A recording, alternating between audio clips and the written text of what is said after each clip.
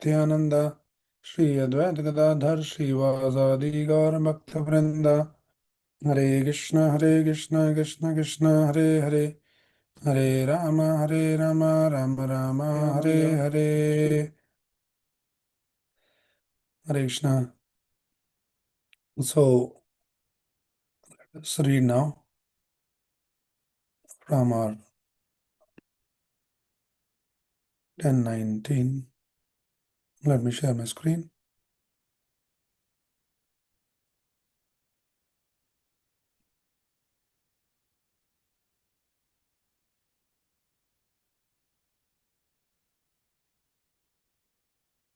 We're reading text 21. Nayam sukhapo bhagavan dehinam gobika sutha jnaninam chatma bhutanam yatha bhakti matamiha.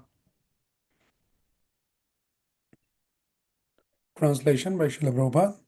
The Supreme Personality of Godhead, Krishna, the son of Mother Yashoda, is accessible to devotees engaged in spontaneous loving service, but is not as easily accessible to mental speculators, to those striving for self-realization by severe austerities and penances, or to those who consider the body the same as the self. Purport. Krishna, the Supreme Personality of Godhead, as the son of Mother Yashoda, is very easily available to devotees, but not to tapasvis, yogis, jnanis, and others who have a bodily concept of life. Although they may sometimes be called Shant Bhaktas, real bhakti begins with Dasharas. Krishna says in Bhagavad Gita 4.11, Ye yada mam prapadyante damstadeva bhajamyaham mam vartmanuvartante manushya bharta sarvashaha. As living entities surrenders unto me, I reward them accordingly. Everyone follows my path in all respects. O son of Pratha. Everyone is seeking Krishna, for he is the super soul of all individual souls. Everyone loves his body and wants to protect it because he is within the body as the soul. And everyone loves the soul because the soul is part and parcel of the super soul. Therefore, everyone is actually seeking to achieve happiness by reviving his relationship with the super soul.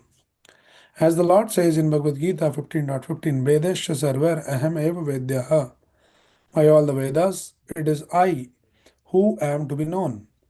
Therefore, the karmis, jnanis, yogis, and saintly persons are all seeking Krishna. But by following the footsteps of devotees who are in a direct relationship with Krishna, especially the inhabitants of Vrindavan, one can reach the supreme position of associating with Krishna. As it is said, Vrindavanam parityajya padam ekam nagachati. Krishna does not leave Vrindavan, even for a moment.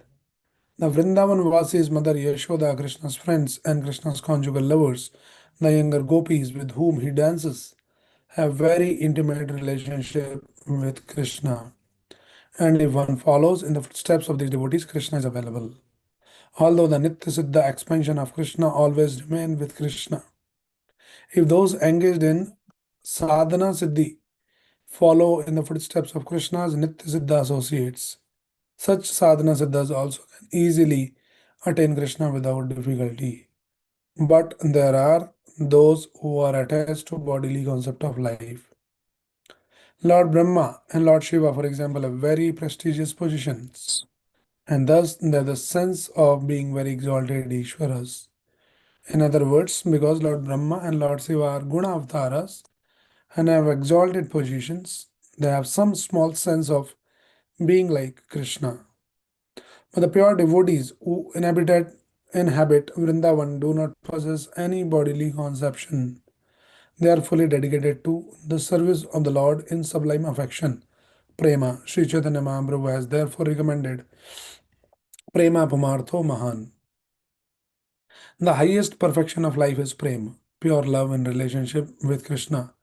And Mother Yashoda appears to be the topmost of devotees who have attained this perfection. Okay, again, the same essence is coming here. Nayam Sukhapo Bhagwan. Dehinam Gopika Sudha Jnaninam Chatma Bhudanam Yatha Bhakti Madam Iha. So again, this verse is explaining that how now Krishna is very easily accessible to his devotees, those who are engaged in spontaneous loving service. So this is the secret been revealed again and again in through these verses. That if somebody wants to have the real access to Krishna, the prema bhakti, the spontaneous loving devotional service, is the way out. Right? He is not available to even these mental speculators, which is like the Gyanis, those who read the scriptures, understand in and out what is there in the scriptures. They may still miss out to understand who's Krishna. Right? Or somebody is like very austere, some tapasya they are doing, they cannot have the access. What access? They cannot have the access of Krishna's sweetness. This Krishna's special, super excellent quality, which we have been discussing, that Bhratyavashchita, Harina Bhratyavashchita, that Krishna comes under the control of devotees. That part of Krishna's personality is not accessible to anyone but to only the devotees. So this is what is coming here. So all these tapasvis, gyanis, and all of them, they cannot have the access to Krishna. Okay. So here this says that all these gopis and all the friends and the conjugal lovers and all of them, they have an intimate relationship with Krishna. And if somebody follows in their footsteps, then Krishna is available. So there are two things has been explained here, Nitya Siddha and then Sadhana Siddha. So Nitya Siddha devotees are, they're already perfected beings. They're always with Krishna in the spiritual world. They're called the eternal associates, the Nitya Siddhas. And sadhana siddhas are like all the practitioners, sadhana bhakti, sadhana sadhakas, all of us. So if we follow in the footsteps of Nitya Siddhas, those who are the already great devotees, pure devotees of Krishna, we follow in their footsteps and we do this sadhana very sincerely, we follow their instructions, then we can also easily attain Krishna without difficulty by following in the footsteps of Nitya Siddhas. So though at this point we doesn't have the access to Krishna directly, but if we can have the access to a pure devotee of Krishna like Srila Prabhupada, and when we start following them very sincerely, start following the sadhana, then we can also become qualified to have the access of Krishna like all this great devotee like Yashodamai. Though it is not even available to all this Brahmaji and Shiva and all that. So that we read yesterday already. Nemam Virincho Na Bhavo Na Sri Ranga Samshraya Brahmaji, Lord Shiva, Lakshmi ji, they also cannot have this kind of access. So this is the point. So what is happening in this verse is one important thing is standing out over and over again is the power of this pure loving devotional service, the spontaneous devotion for Krishna, power of prema bhakti, the Shuddha bhakti. It is very, very special. So that should be the goal. There should not be any other goal. Even, there's many transcendentalists, many spiritualists, their goal are different. Somebody says, we want the mukti, we want the liberation, we want this and we want that. The devotee is not interested in any of those things. One of the acharya, he says, Kavalyam narkayate. This Kavalyam, the liberation, which is the merging into the Brahman, this liberation is considered as narkayate, as good as going to hell. I don't want this liberation. Devotee doesn't want to merge into Krishna, Krishna's bodily effulgence. Devotees always want to serve Krishna in that loving devotional service. That is called Sevananda. That is the highest joy one can experience by doing the Seva to Krishna. So that is what is the crux, the essence of all this reading. Okay. So now let us read one more verse quickly. Krishna do graha kratyeshu vyagrayam madari prabhu adrakshid arjuna purvam guyakau dandat admajo. Translation: while Mother Yashoda was very busy with household affairs, the Supreme Lord Krishna observed 10 trees known as Yamalarjuna, which in a former millennium had been the demigod son of Kuvera.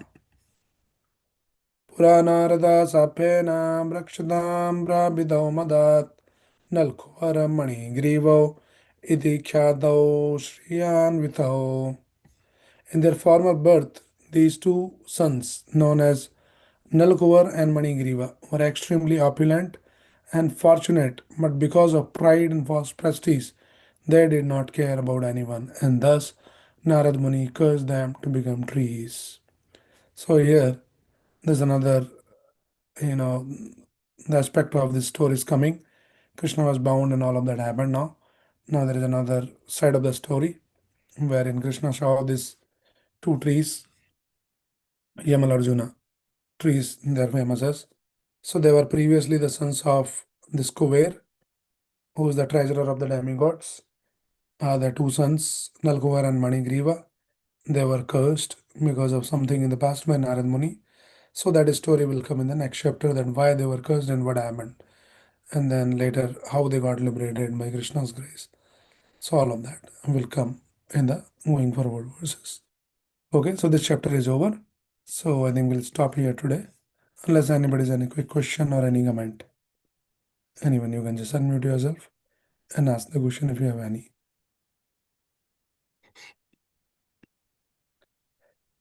Okay, so if there's no question, then we'll stop here.